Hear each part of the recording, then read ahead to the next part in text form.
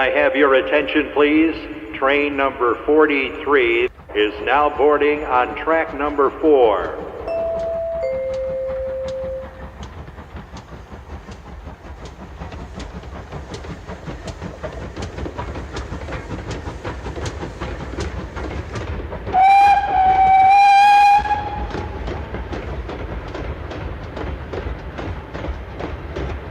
Hello, let's talk about the early days of railways in Nigeria.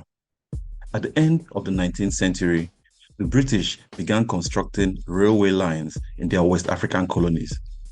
In the colony of Lagos, the pivotal year was 1893, when Governor Gilbert Carter became convinced that constructing a railway into Yoruba country would be profitable for colonial commerce. Surveys were conducted, and the initial phase was approved in December 1895, while construction commenced in March 1896. The first phase was a 20-mile section from Ido Island in Lagos to Otta. Ido was chosen for the Lagos terminus because ocean steamers could access it more easily than the mainland. But Ido is an island, so the first thing was to build a railway bridge that connected the terminus to the mainland. Construction progressed fairly quickly, and by April 1899, the line had been extended from Otta to Abeokuta, a distance of 44 miles. By December 1900, another 61 miles had been constructed, linking Ibadan to Abeokuta and bringing the total to 125 miles of railway tracks between Lagos and Ibadan. This is equivalent to a little over 200 kilometers. There are a lot of interesting facts about the first railways in Nigeria. First, it was constructed through what was known as the department system. This meant that experts engaged in railway construction were colonial government employees and not private contractors. It was believed that the department system would minimize price variations, reduce the cost and time delays inherent to contract negotiation, and eliminate the risk of failure, since government was the strongest institution. Now, although the department system was in play, the government also hired a firm of railway construction experts named Shelford and Son as consulting engineers. Their contributions to the Lagos Railway range from conducting initial studies and surveys to recommending salaries and allowances for those employed by the government.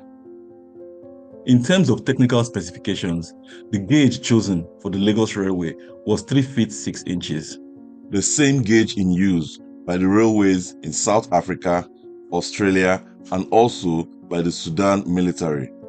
In fact, because this gauge was common across British colonies, Shelford and Son tagged it the standard colonial gauge, in contrast with the 4 feet 8.5 inch gauge in Britain, which was called the standard gauge. In railway construction, choice of gauge is important because it impacts total cost. Narrow gauges mean less construction material is required, and wider gauges not only mean wider tracks, but also wider bridges and wider tunnels. In other words, the standard gauge costs more. On the other hand, standard colonial gauge could be built for 2/3 the cost of standard gauge. For colonial officials, the important thing was for the Lagos Railway to meet the needs it was created for. At the top of that list was commerce. The railway enabled rapid transport of materials and produce, so goods moved along the tracks from the hinterland to the colonial port of Lagos. From there, they would be shipped mostly to Britain and elsewhere. Imported goods, letters, parcels, and people also traveled up country on the line. As of 1905, the Lagos Railway had 166 rolling stock. 17 of these were locomotives, such as the 6 coupled tanks and the 6 or 8 coupled tenders. There were 25 passenger wagons broken into first, second, and third class coaches. There were also composite coaches for passengers. For the transport of goods, there were 123 wagons, or 77% of all rolling stock. Wagons for goods could be open, closed, or specialized for cattle, lumber, and baggage, amongst others. According to Shelford and Son, the Lagos Railway cost an average of £7,064 per mile. So it was cheaper than the Gold Coast Railway, which averaged £10,314 per mile. Both were built with a standard colonial gauge of 3 feet 6 inches. But on the other hand, the Lagos line was more expensive than the line built in Sierra Leone, which cost £4,316 per mile. However, the Sierra Leone line was built on a narrow gauge of 2 feet 6 inches.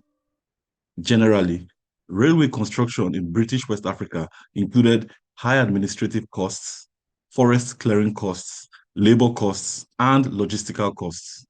Even so, they were comparatively cheaper than railways built elsewhere. In terms of the historical record, colonial accounts do not seem to reckon with the other costs of the railways, especially those that impacted Africans the most, such as environmental degradation and the resultant loss of livelihoods and culture. By reaching into the African interior, railways changed the social, economic, and political dynamics of the continent. Prior, Europeans stayed on the coast of Africa and relied on natives for trade with the interior. With the railways, they could get into the countryside on their own and cut out the middleman. Africa as a space, and also as a people, played a big role without which railway construction and operations would have been near impossible. For example, Africans cleared bush and forests for tracks. They moved earthworks and collected rail ballast. As colonial economies began to industrialize, Africans were trained to take up positions as station masters, mechanics, and fitters. They also worked as potters. As of August 1899, 10,426 natives were working on the Lagos line.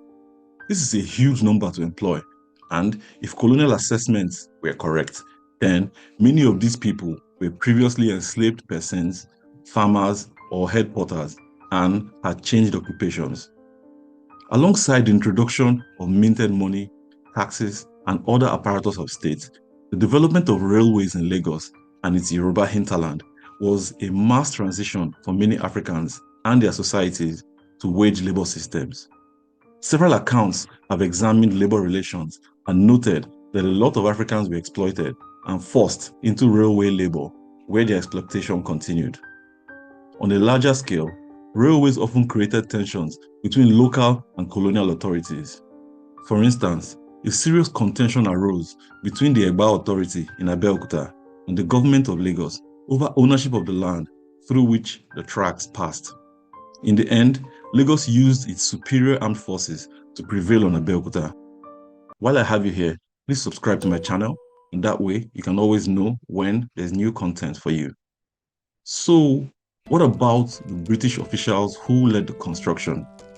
If you recall, the administrative costs of railway construction in West Africa were very high. This was mainly due to climate and environmental challenges. As a result, staff turnover was high, and many officials simply did not make it out. According to a report by Shelford and Sons, 11 different people held the role of chief resident engineer on the Lagos Railway between November 1895 and November 1901, a 6-year period. 3 of them died in service. 2 were invalided, that is, forced to resign because of ill health. Another one resigned voluntarily, also due to ill health. Of the others, none spent more than 9 months on the job before proceeding on leave. One appointment lasted only 6 weeks. Over a similar period, there were 5 chief accountants and 2 of them died in service.